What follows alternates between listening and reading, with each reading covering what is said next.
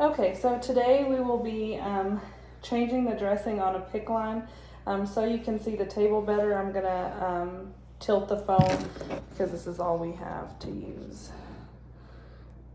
Okay, so first I would start by verifying the order in the patient's chart, and then I would come to the patient's room, I would introduce myself, I would perform hand hygiene, and I would have the patient identify themselves, and I would get their name, date of birth, and explain the procedure to the patient. I would assemble everything that I need at the bedside. This is what I'm using for antimicrobial swabs because I don't have those. Okay, so I again would close the door, provide privacy, and tell the patient what I'm going to do, which is remove the old dressing, remove any old blood, check to make sure that nothing is oozing, no redness, anything like that. Just make sure everything is intact and working as it should, and then applying a new dressing to it. I would ask the patient if they have any allergies to any medications or latex, because we will be applying, which the line would be more down here if it was an actual central line. Okay, so I would have a trash nearby, that way I can just throw things in as I'm going so I don't break sterile field. If my patient was in a bed, I would adjust the bed to a comfortable height for me so I'm not bending over and potentially breaking sterile field. If this is a real patient, I would have the arm down below heart level, not raised up. Okay, so we are going to start. So I would apply my mask, which I have here.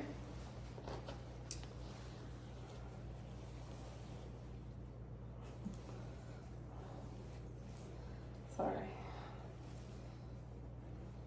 And then I would ask the patient to wear a mask as well to prevent any contamination.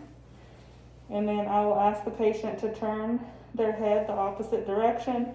That way they're not breathing on it or taking the chance of coughing on it. Okay, and then I would set up my sterile field.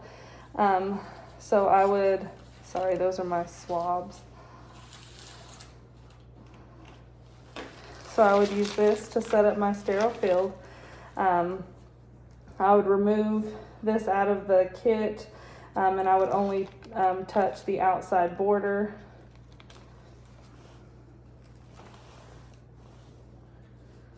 Okay, and then I would open each package and drop it over, and that's where my swabs would come from. This does look like I'm breaking sterile field, but it's because I don't have one. But I would open my packaging and just drop in, and then throw my trash away. Okay, so it would look like this.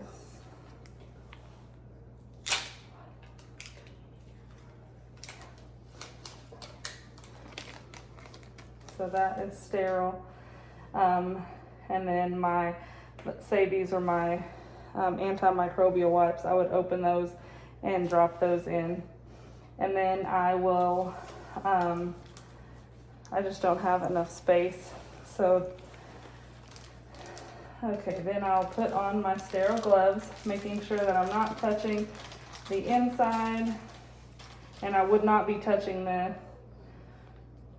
okay, you're okay. And I can touch, sorry, I cannot touch underneath because that is sterile. So I will pull on the glove.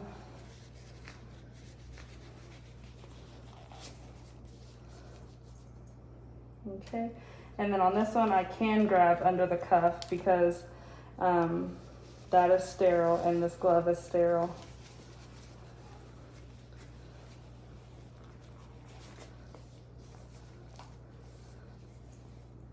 Okay,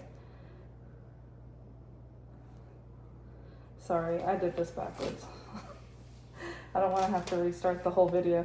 So I would actually just open my sterile field, and I have to get the old dressing off first, so I would do that first. I messed with it. It's okay.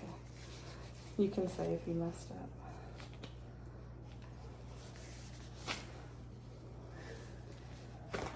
Okay, so that didn't happen. Okay, so I would just set up my sterile field. Okay, then I would put on clean gloves. And then I would begin looking at my site. Okay, sorry. Okay, so my patient has their face away from the dressing. I would then begin to palpate around the site, checking for any redness, any heat. Ask the patient if there's any tenderness or discomfort.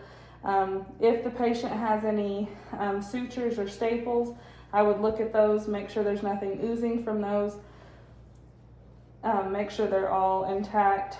And then at this point, I still have on my clean gloves, so I would remove those and throw those in the trash. Okay, and then I would go do hand hygiene, wash my hands, and then we will don our sterile gloves. Okay, so once again, outside edge, underneath.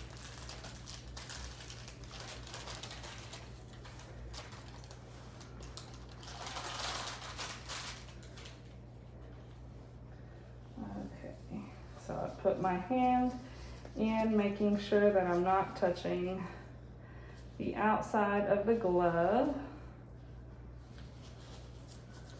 Okay, and this one I can go,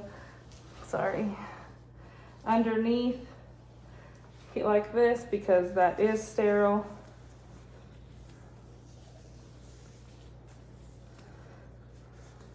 Sorry, these gloves just don't fit that well. And I can touch the outside here because this is sterile. I can't tell if I have.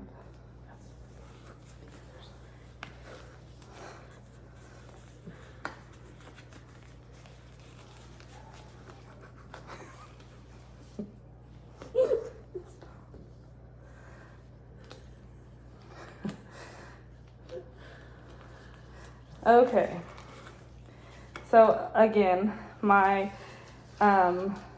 gloves, my glove paper would not touch my sterile field. Okay.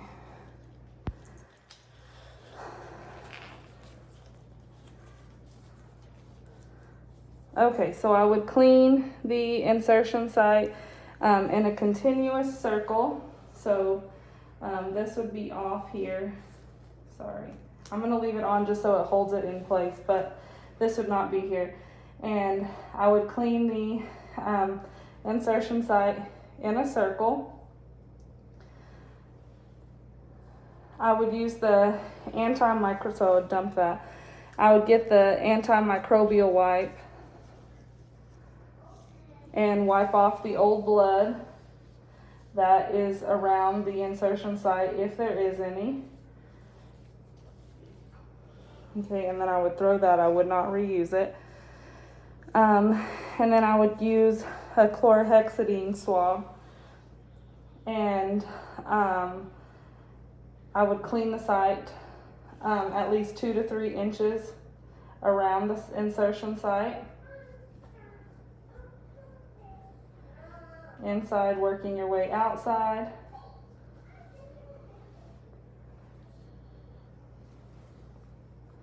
Okay, I'll throw that one, and then I'll get another one, and you clean back and forth on the site, at the insertion site for 30 seconds. Okay, and then you allow it to dry. You don't pat it, you just allow it to dry. Okay, and then I would go down here and I will begin to replace the lumens. You do only do this one time. You make sure and scrub with your antimicrobial wipe.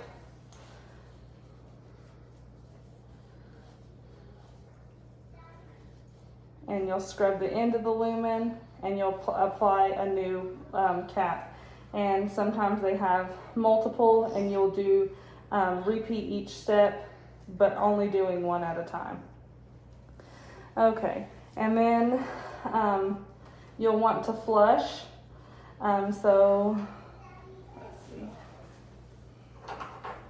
If this was a full flush, I would make sure to get the air out. I would attach it here. Obviously that's not the right one. And flush each with saline. Some do saline and then they do heparin. But you would clean with the antimicrobial swab between each one. Then you would also take, while you have your flush in before removing it, you would you would pull back and aspirate blood. While you're flushing, you want to notate if it's sluggish, or if you are meeting any resistance. That means something is wrong with the line. And then you'll aspirate for blood, which just means pulling back on it until you get blood, and then that will be disposed of properly. Okay. So once you remove the syringe, if policy says, then you would clean and do heparin again. Most of these do have a clamp, so you want to make sure that the clamp is unclamped when you're pushing the flush or the heparin, and then you want to make sure that it's reclamped back when you're finished. And then most facilities have little green caps, little antimicrobial caps that go on the end of these. And you'll just twist it after it's cleaned. You'll twist it on and do one for each of the different lumens. On these, I have a Tegaderm here that I'm going to use. And you'll just apply it over.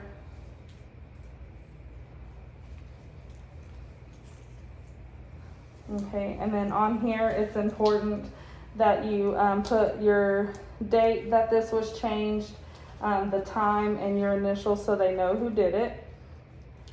Then at that point, you can resume the infusion.